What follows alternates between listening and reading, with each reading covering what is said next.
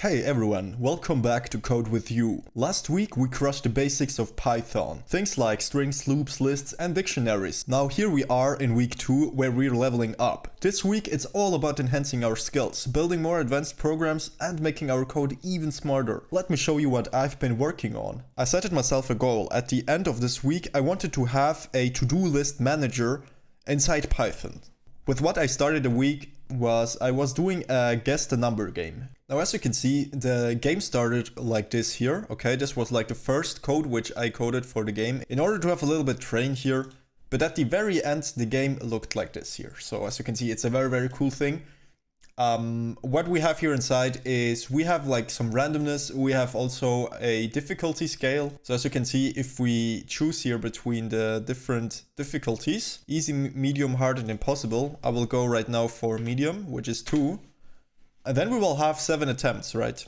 And the cool thing is I also implemented that we always see how many attempts we have left. While guess the number which you will put in is not equal to the random number which we just set it here. The random number is equal to random.randint 1 to 100. And randint is basically a method that is randomize a int, okay? And we know that a int is like a number, while rand stands for randomize. So randomize a number between 1 and 100, right? If attempt is 0, if you have like 0 attempts left, you ran out of attempts, means you need to restart, right? It will just rerun everything here and it will just choose another number between 1 and 100. Otherwise, we have also an exit inside, so you have always the option to choose inside here exit and then it will just stop the whole program. But if we have more than 0 attempts left, print you got it. If guess is equal to random number, so if you have like the right number here inside that is the exact same as the random, then it will tell you that you got it. If the guess is higher than the random number, then it will tell you that it is too high, and otherwise it's too low. Already started here with medium. If I type now something inside like 50, it says too low. Okay, let's go up to 70, too high. What about 60? Too high. 55. You got it. Nice, we did it. In 4 attempts actually. We can try with 4, impossible. We have only 1 attempt left between 1 and 100. We'll try 55. You run out of attempts.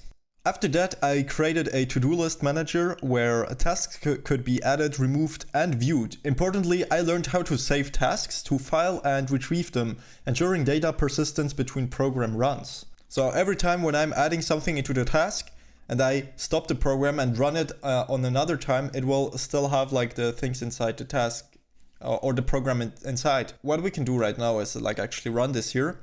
And we have right now 4 numbers: add a task, remove a task and view task, and stop of course. So we have actually 3 things and we can like also exit it whenever we want to here. So if we put right now here inside 1, enter a task to add, and we will say right now clean my room. Before I click enter, I want to show you here something. Whenever we type here something inside, it will append the task, which is the input from what we write right now here inside.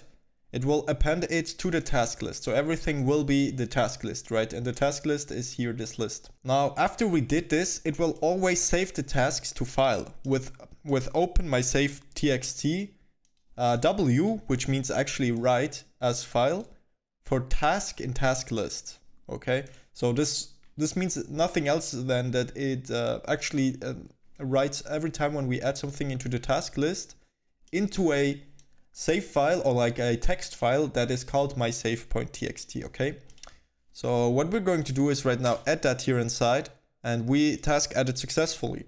Now if we want to view the task, we can like actually click 3. So what we needed to do first was like enumerate the task list. So we have right now on the task list different numbers. So if we click right now 3, we should actually see it. I already had something like 2 things inside: spend time with wife and clean room. And then I right now added clean my room. So we have right now here like 3 different tasks, right? So we can like actually also remove a task. And for that we need to enter the task number to remove. We can like just choose the number. We'll just say right now 1 because we don't want to have that twice. Task removed successfully. So view the task again with 3. And we have like 2 still inside. So I'm just gonna add something.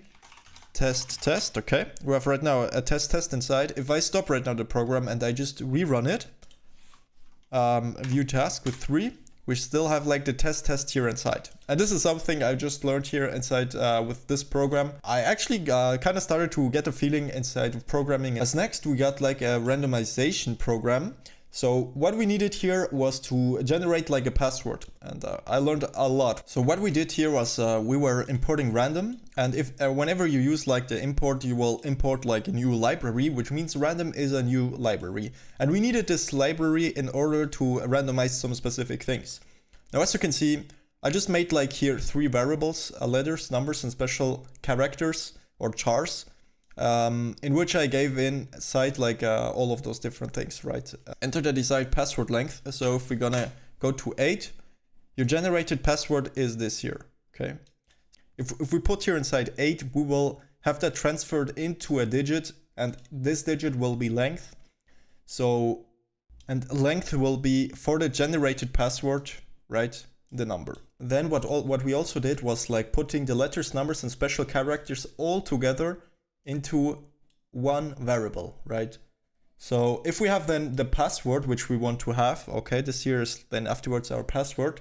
Now, as you can see, inside all characters, which is like all the characters here inside, right? We have everything here together. We will choose one and we will choose it randomly, right? Because we have here the random library, and from the random library we want to take the method choice. So just choose for us one of those different options which we have here inside, and join it, like put it inside the list in which we have nothing right now inside.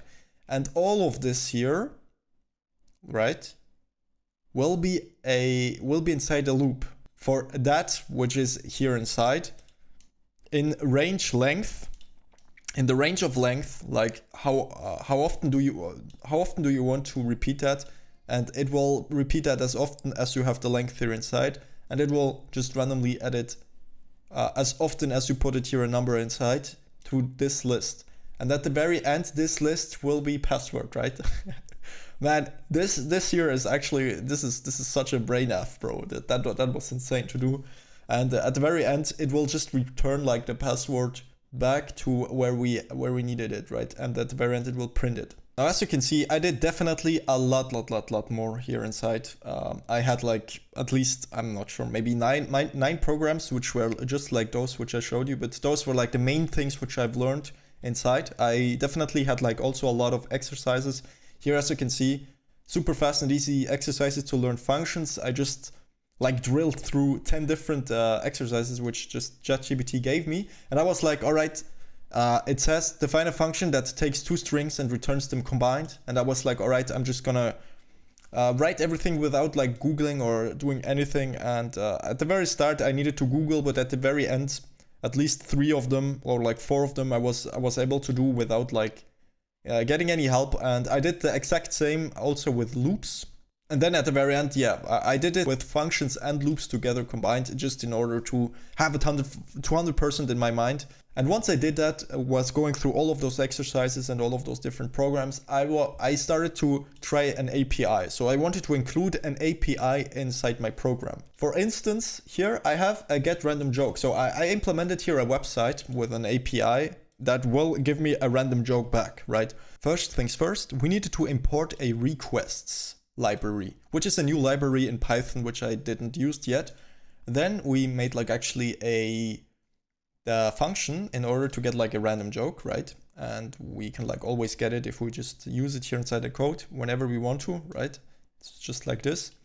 What it will do, first things first, is we need an URL, an API URL, which is like just a website.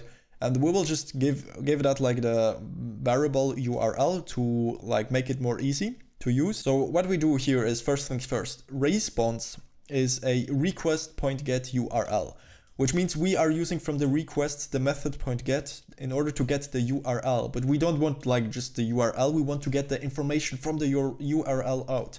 So we are basically making here a connection to this website here, and that connection is called response, right?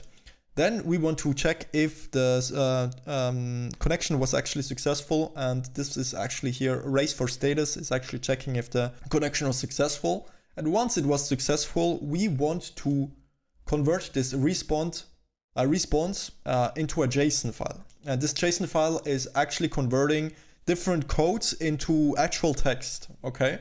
So once we have that, we know that joke will be actually this JSON file. We want to print it, okay? Here's a random joke, double point. Then we have joke and setup. Now, if you don't know what this is, this here is like actually the joke, which we have inside as a JSON file, but we want to have the setup first, and then we want to have the punchline.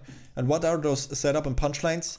Those are actually parameters which are given from the API. So you need to check actually online for this API. If you go to a website and check for an API, they will always give you information about how you can use those APIs and how they are actually set it up in order for you to use it on the right spot. Because you can like, most likely if you are with working with APIs, they will give you a lot more information than you actually need, okay? And you can like actually choose between the different information which you want to use in order to get like only this what you wanted, okay?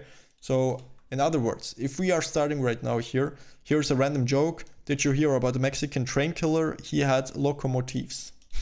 Bro, that was actually good. We just started with the setup. Did you hear about the Mexican train killer? And then we pushed in the punchline, right?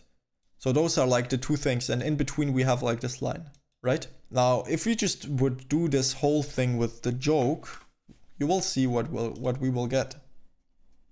We will get a whole more of information than we actually wanted, right? As you can see, we have everything here inside as a dictionary, right?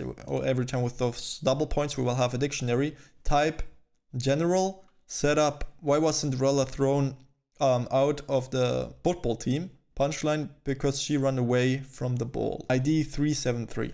And this is like just too much information. And in order to filter it down, we have like those different names which we can use in order to tell the API, hey, we only want to have actually the setup of yours and we only want to have the punchline of yours, right? We could actually also just type here inside the type and then the punchline, and it will just tell us the general, don't look at me, I'm changing. So we didn't took like the setup, but as you can see, like this, you are able to actually work with different situations when you're working with APIs. And this is also something I've learned, or at least I was just scratching about it.